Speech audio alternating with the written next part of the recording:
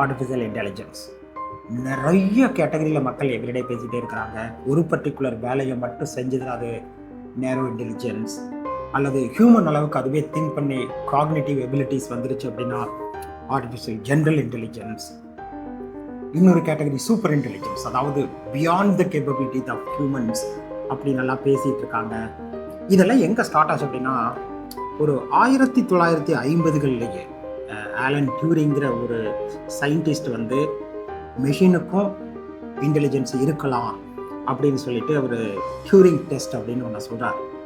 அந்த டியூரிங் டெஸ்ட்டுங்கிறது என்னன்னா ரொம்ப ரொம்ப சிம்பிள் டெஸ்ட். நம்ம ஒரு இடத்துல உட்காந்துருக்குறோம், எதிர்த்த மாதிரி ஒரு 2 ரூம் இருக்குதுன்னு வச்சுங்களேன். ஒரு ரூமில் ஹியூமன், ஒரு மனுஷனை குறை வச்சுருது, இன்னொரு ரூமில் கம்ப்யூட்டர் இருக்கும். நம்ம எதுக்கு உட்காந்துட்டு 2 பேர்த்துக்குமே ஒரே ஒரு கேள்வியை கேட்போம் அல்லது ஒரே ஒரு இன்ஸ்ட்ரக்ஷனை மட்டும் கொடுப்போம். ஒரு ரூம்ல இருந்து ஹியூமன் பதில் அனுப்புவார், இன்னொரு ரூம்ல இருந்து மெஷின் பதில் அனுப்புவோம். இந்த 2ஐயும் பார்த்துட்டு மனிதர்களாகிய நாம், அந்த எவால்யூவேட்டர், ஹியூமன் எவால்யூவேட்டர் வந்து டிஸ்டிங்கிஷ் பண்ண முடியலன்னு வச்சுங்களேன். இந்த பதில் மெஷின்கிட்ட இருந்து வந்தது, இந்த பதில் மனிதர்கள்கிட்ட இருந்து வந்தது அப்படின்னு டிஸ்டிங்கிஷ் பண்ண முடியலன்னா அந்த machine pass with Turing test அப்படின்னு சொன்னார். பியூட்டிஃபுல் வேல. அதாவது ஹியூமன் மாதிரியே இருந்துருச்சுன்னா அந்த மெஷினுக்கு இன்டெலிஜென்ஸ் இருக்கிறது அவர் சொன்னார்.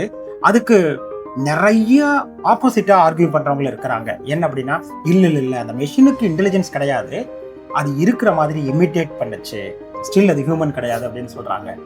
சில பேர் என்ன சொல்றாங்க அப்படின்னா, ஹியூமன் மாதிரி திங்க் பண்ணா மட்டும்தான் இன்டெலிஜென்ஸா, மெஷினே அது கரெக்டாக சொல்லுச்சுன்னா அதுவும் இன்டெலிஜென்ட் தானே அப்படின்னு சொல்றவங்க இருக்கிறாங்க. ஸோ 1950ல் ஆலன் டியூரிங் சொன்ன டியூரிங் டெஸ்ட் அப்படிங்கிறதான் வெரி பாப்புலர் தியரி.